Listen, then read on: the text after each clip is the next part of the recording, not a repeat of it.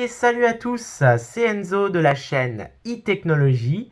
Ce soir, on se retrouve donc pour une nouvelle vidéo consacrée spécialement à quel est le véhicule qu'il faut acheter actuellement.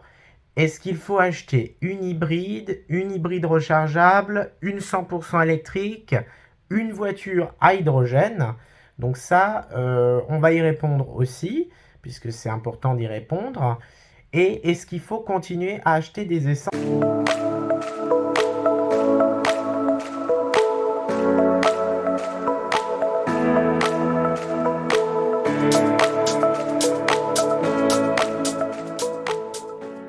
et des diesels? Alors on va commencer par ça. On va commencer par le sujet qui fâche. Alors moi je pense que il faut effectivement, il ne faut pas complètement mettre de côté les essences. Alors les diesels oui, parce que tout simplement, déjà une diesel ça pollue. Alors est-ce que ça pollue plus ou est-ce que ça pollue moins? Moi je pense qu'à peu de choses près c'est pareil. Mais il faut savoir que le diesel ces prochains temps va flamber, les prix vont flamber.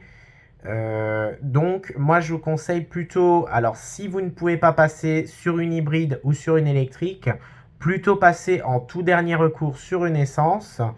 Mais dans tous les cas, je vous conseille au minimum aujourd'hui une hybride ou une électrique. Alors, pour revenir, d'ailleurs si vous avez des questions pour plus de profondeur, n'hésitez pas à m'écrire et puis j'y répondrai en détail.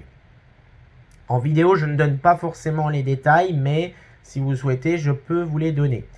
Donc, entre une hybride et une électrique, qu'est-ce qu'il faut prendre? Alors, pour commencer, on va commencer par l'hybride dit non rechargeable. Donc, l'hybride non rechargeable, c'est une hybride comme par exemple les hybrides Toyota. Donc, c'est-à-dire qu'on a une toute petite batterie qui est cachée généralement sous la banquette. Et donc, dès qu'on va atteindre une vitesse de croisière d'environ 50 km/h et inférieure, alors aujourd'hui, ça peut monter jusqu'à 80 km/h, mais c'est très très rare. En général, ça monte maximum jusqu'à 50, 60, voire 70 km/h dans les rares cas. Mais 80 km/h, c'est extrêmement rare. Pour une hybride non rechargeable, je précise bien. Donc, alors pourquoi je recommande ce véhicule et pourquoi je ne le recommande pas? Alors, je précise quand même que ça, ce sont mes avis personnels. Vous avez le droit d'être d'accord ou de ne pas être d'accord. Libre à vous. Si vous êtes d'accord ou pas d'accord, n'hésitez pas à m'écrire également en commentaire, à me dire pourquoi. Et comme ça, on pourra discuter, échanger. Moi, je suis quelqu'un de très ouvert, donc dans tous les cas, on trouvera, on va dire, un terrain d'entente. Je veux dire, ça, il n'y a pas de souci. Je veux dire, je suis ouvert à tout et je pense que c'est important d'échanger aussi. Donc, pourquoi une hybride classique? Alors tout simplement, une hybride classique, l'avantage qu'elle a, c'est qu'elle ne nécessite pas de dépendre de bornes de recharge. C'est-à-dire qu'on n'a pas besoin de la charger et on est quand même, alors théoriquement, d'après la plupart des constructeurs, on est entre 40 et 60% du temps de trajet en électrique. Aïe, aïe, aïe, aïe, aïe. Scrogneux. Vous allez vous dire, ça y est, il commence déjà. Alors oui, je ramène ma fraise parce que moi je pense que c'est pas totalement vrai. Alors en ville, c'est plus autour effectivement des 40, voire grand maximum 45%. On n'est pas sur du 55%, ça il faut le savoir, puisque moi personnellement, avant d'avoir mes voitures électriques, j'ai eu par le passé, il y a environ 3 ans, une hybride Toyota, et franchement dit, j'en étais déçu. Mais ça, on y reviendra juste après. Donc, vous avez un avantage, c'est que vous ne dépendez pas effectivement des bornes de recharge, donc ça c'est vrai. Et vous avez un autre avantage, et c'est bien le dernier, c'est que vous ne dépendez pas également, enfin si vous dépendez des prix élevés, puisque vous mettez quand même du carburant, vous en mettez pas mal, mais vous avez une économie d'environ 10%. Alors pareil, là, d'après certains constructeurs, on économiserait entre 20 et 30% de carburant. Je ne suis pas trop d'accord parce que d'après certaines mesures, j'ai un ami qui a une Clio 4. On a comparé avec mon ancienne Toyota Yaris à l'époque. Et en moyenne, j'étais sur une consommation d'à peu près 8 litres au 100. Vraiment en toutes conditions confondues, c'est-à-dire avec de l'autoroute, avec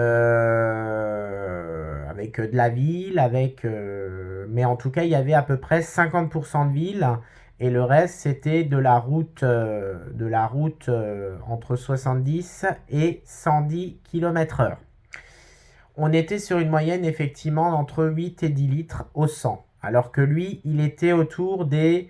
Vraiment, s'il respectait bien les rapports de vitesse, il était entre 5 et 7 litres au 100 hors autoroute. Donc quand il montait sur l'autoroute, il était un peu plus, mais après il atteignait effectivement les 7 litres au 100 quand il était en bonne vitesse pour un véhicule en boîte manuelle. Alors pourquoi un tel écart? Tout simplement parce que alors si vous faites que de la ville, effectivement vous allez gagner des pourcentages d'économie. Mais quand vous faites de la voie rapide ou de l'autoroute, que vous comparez une hybride classique non rechargeable et une hybride un véhicule thermique, vous allez tout simplement vous rendre compte que la consommation n'est pas du tout la même et que l'hybride ne vaut pas tellement le coup au-delà d'une vitesse de 70 km/h. Voilà. Alors, pourquoi une telle consommation sur un véhicule hybride en forte vitesse? Eh bien, tout simplement parce que les véhicules hybrides, notamment surtout les hybrides Toyota, vous allez avoir une forte consommation. C'est pas une forte consommation, c'est une consommation un petit peu plus élevée que la moyenne.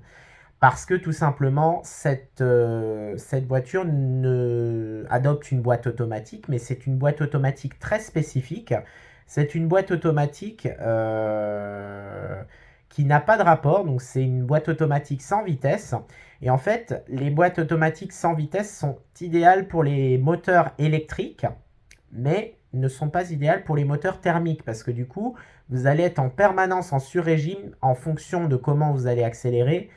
Et je me souviens avec ma Toyota Yaris, dès que j'appuyais un tout petit peu sur l'accélérateur pour pouvoir ne serait-ce que atteindre les 50 km/h en ville, bah, dès que vous appuyez un petit peu sur la vitesse, le moteur électrique s'enlève, ou du moins s'accompagne du moteur thermique.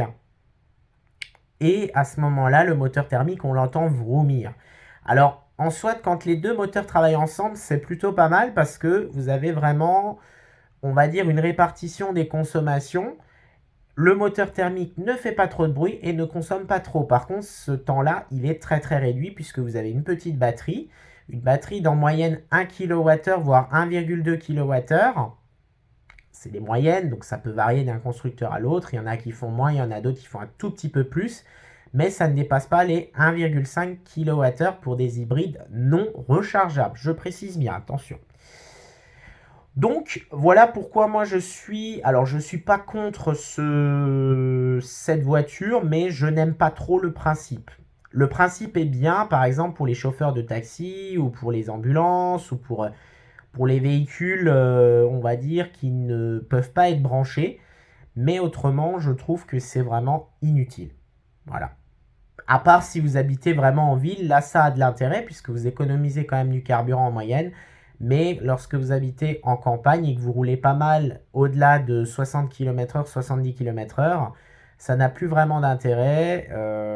Enfin voilà, moi je vous dis, j'ai fait un petit peu, j'ai eu la voiture pendant un an, donc j'ai pas mal roulé avec. Et franchement, voilà, j'étais un petit peu déçu de ce côté-là. Ensuite, nous passons à l'hybride rechargeable. Alors, si vraiment vous ne pouvez pas passer sur le 100% électrique, l'hybride rechargeable reste la meilleure alternative. Pourquoi? Parce que l'avantage de l'hybride rechargeable, c'est que vous avez donc une voiture électrique dans une voiture thermique. Alors attention, ça a quand même des autonomies assez faibles. On est entre 50 et ça peut monter jusqu'à 90 km selon comment on roule avec et selon les capacités de batterie. Il y a des batteries, il y a des constructeurs qui proposent des batteries entre 7 et ça peut monter jusqu'à 14 kWh, donc ce qui est quand même très très bien. Et ces voitures se rechargent à peu près entre 1 heure et 2 heures sur une borne classique. Et ça peut aller jusqu'à 4h30 selon les finitions de batterie et les options qu'on a sur une simple prise électrique à domicile. Donc l'avantage, c'est qu'on va quand même pouvoir faire entre 50 et 90 km. Donc ça correspond à la plupart des usages quotidiens. On a pendant ce mode tout électrique, on n'a aucune reprise thermique et on a quand même une très bonne puissance en tout électrique. Alors attention, si on déploie toute la puissance, ça baisse quand même vachement vite l'autonomie puisque c'est pas une batterie de voiture électrique, c'est une batterie de voiture hybride rechargeable. Donc du coup, plus on va titiller le moteur électrique et plus la batterie va descendre très vite. Après, ce qui est pas mal avec l'hybride rechargeable, c'est que vous avez toujours votre partie hybride classique, donc c'est-à-dire que vous êtes très peu en électrique et beaucoup en thermique. Et après, vous avez le 100% thermique qui est pas mal, par exemple, pour quand vous faites de l'autoroute ou que vous faites des longs trajets, là où effectivement le mode 100% électrique n'est pas bon. Mais dès que vous descendez à une certaine vitesse, vous passez automatiquement en 100% électrique. Et là, à ce moment-là, c'est là où ça a de l'intérêt. Donc, l'hybride rechargeable, pour moi, c'est la meilleure alternative au tout électrique. Et c'est d'ailleurs un véhicule qui m'intéressait beaucoup avant de découvrir le tout électrique, puisque ça me permettait de ne pas être forcément dépendant aux bornes de recharge, à part si vous utilisez beaucoup l'hybride rechargeable et que vous ne pouvez pas recharger à la maison. Personnellement, j'ai un copain également qui roule beaucoup avec son hybride rechargeable. Et il roule quasiment tous les jours que en électrique parce qu'il fait des petits trajets. Et tous les soirs, il la recharge à la maison. Donc, il a une autonomie de 65 km, je crois. Donc, c'est relativement raisonnable, on va dire. Et il fait à peu près une vingtaine, voire une trentaine de kilomètres par jour. Alors, lui, par contre, il fait un peu de voie rapide. Donc, effectivement, ça consomme un peu plus. Le soir, il me dit que quand il rentre à la maison, il est à peu près à 40% de batterie restante. Voilà. Donc, parce qu'il fait un peu de voie rapide, donc forcément, ça consomme un peu plus. Et donc, il connecte sa voiture le soir. Il me dit, je suis quasiment jamais en tout électrique. En revanche, l'avantage, c'est que j'ai toujours mon moteur thermique qui est intégré dans la voiture. Et quand je pars en voyage à Berlin ou je ne sais pas trop où il va, peu importe, il a toujours pour rouler sur l'autoroute son mode thermique et lorsqu'il doit s'arrêter sur une aire de repos tout simplement ou qui quitte l'autoroute et qui roule sur des petites routes, il passe en mode 100% électrique et comme ça, il consomme beaucoup moins de carburant. Et lui m'a expliqué qu'effectivement, il économisait quand même en moyenne, pour sa situation à lui, 80% de carburant en moyenne. Après, si vraiment on titille beaucoup la voiture et qu'on roule beaucoup, on est en moyenne entre 40 et 70% d'économie de carburant selon comment on roule. Si on fait que de la ville et qu'on recharge en permanence sa voiture électrique, hybride rechargeable, pardon, je confonds toujours les deux, mais voilà. Désolé pour cette petite erreur, j'espère que vous m'en voudrez pas. Et après, on peut se recharger tous les jours sur des bornes ou sur des prises, selon comment on fonctionne en ville ou à la campagne. C'est selon le nombre de kilomètres que l'on fait.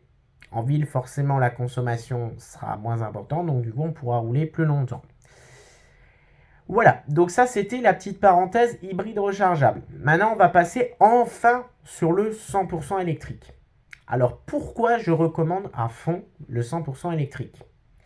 Alors, pour premier point, alors vous l'avez aussi sur l'hybride rechargeable, ça j'ai oublié de le préciser, mais le premier point, c'est que vous avez le confort de conduite. Quand vous êtes en 100% électrique, bon, pour le coup, quand vous êtes sur une voiture électrique, vous êtes en permanence en 100% électrique, mais vous roulez en 100% électrique, franchement, c'est le confort absolu. C'est vraiment le confort absolu. On a des reprises qui sont exceptionnelles. Personnellement, pour ma petite Zoé, j'ai des reprises qui sont vraiment excellentes. Et pourtant, j'ai que 110 chevaux. La Volkswagen ID3 que je vous avais testé pour vous, elle a des reprises qui sont hallucinantes. C'est pas une Tesla, mais franchement, on s'en rapproche pas mal.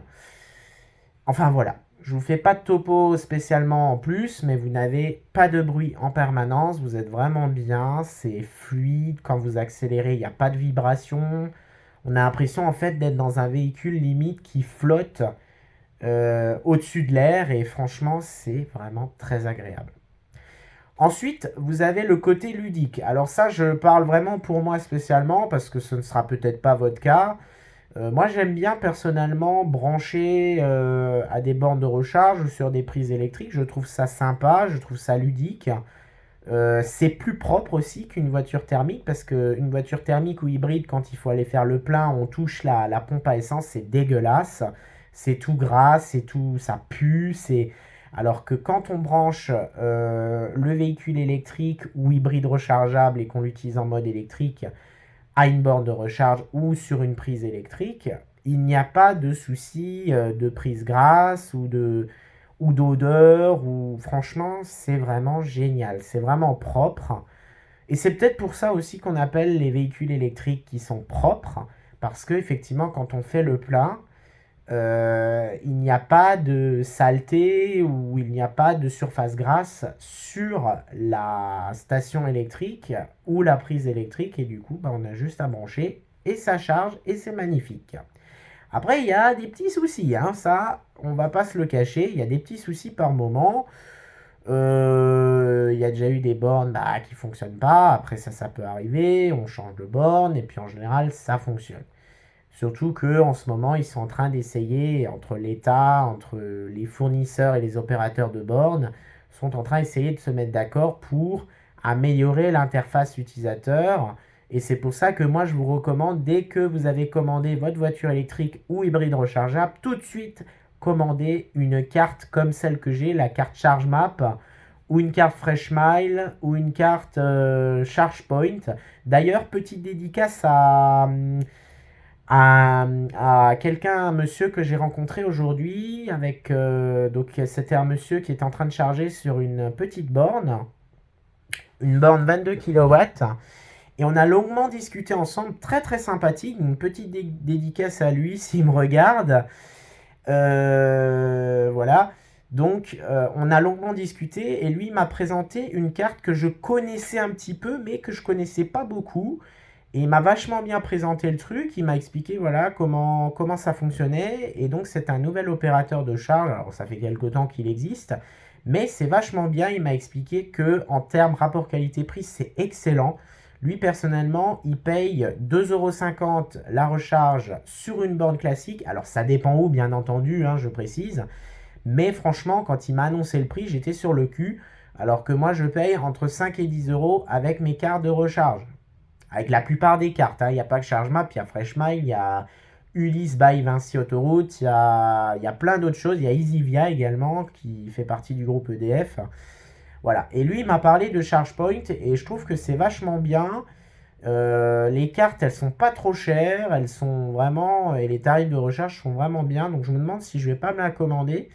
Donc franchement, une très belle expérience. Vous voyez, c'est ce que j'aime en fait. J'aime vous faire des vidéos pour vous présenter des choses et également pour vous présenter voilà, des éléments que les gens m'expliquent, des conseils ou moi des conseils que j'explique aux gens. Je m'arrête sur les bornes de recharge pour leur expliquer voilà, comment ça marche. Et là, pour le coup, le monsieur, c'était un habitué de véhicules électriques maintenant, mais ça ne nous a pas empêché de longuement discuter et on s'est très très bien entendu. Et franchement, je le remercie d'ailleurs d'avoir pris du temps. C'était très très bien. Et en plus, il m'a expliqué quelques petites choses sur la Tesla. Donc, bon, je connais bien Tesla quand même, mais il m'a expliqué quelques trucs que je ne savais pas forcément. Et je me coucherai moins bête ce soir. Donc, petite dédicace à ce monsieur-là. Voilà, donc pour revenir aux voitures électriques, donc on avait dit le confort de conduite, le côté ludique, le coût de la recharge qui est quand même nettement inférieur aux véhicules thermiques malgré la hausse du prix de l'électricité. Voilà, sachant que les superchargeurs devraient baisser normalement au niveau tarification, puisqu'il faut savoir que Emmanuel Macron, alors attention, qu'est-ce qu'il va nous annoncer là, hein?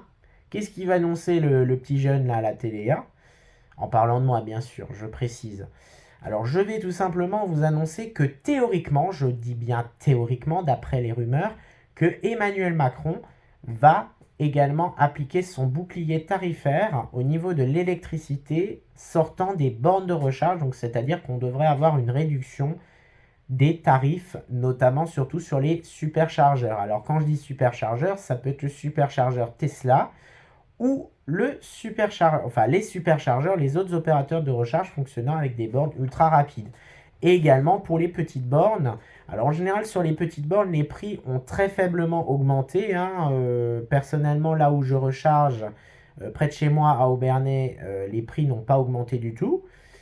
On est à peu près en moyenne sur du 5,50 € la recharge pour une Renault Zoé.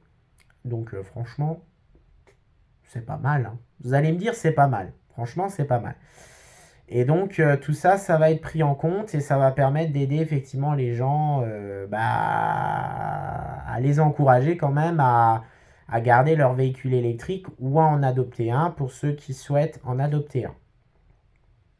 Voilà, donc c'est tout pour cette vidéo. J'espère que celle-ci vous a plu. Si c'est le cas, n'hésitez pas à lâcher un petit pouce bleu, ça fait toujours plaisir, et à vous abonner. Ce serait super génial, ça permet de me soutenir, hein. Après, même si j'ai des partenariats avec personne, je travaille seul. Voilà, de temps en temps, il y a des petites concessions qui me prêtent des voitures, ou moi-même je fais la demande pour avoir une voiture pour vous faire essayer. Mais c'est vrai que de manière, c'est très rare, hein, puisque cette chaîne n'est pas vraiment dédiée aux tests. Pour ça, il y a d'autres chaînes, hein. Il y a Automobile Propre, hein, qui sont très très bien pour les tests. Il y a... Merde, je cherche des noms. Enfin bref, vous trouverez sur YouTube. J'ai plus de nom, j'ai un petit blanc. Faut pas m'en vouloir, mais c'est la fin de journée. Voilà, la journée était fatigante. Donc forcément, voilà. Mais en tout cas, Automobile Propre, c'est une très très bonne chaîne YouTube pour tout ce qui est test, pour tout ce qui est éventuellement les nouvelles technologies futures. Ils vous en parlent très très bien, donc je vous invite à aller les consulter. Et sur ce, je vous souhaite une très bonne soirée et je vous dis à très bientôt pour un nouvel épisode. Salut salut!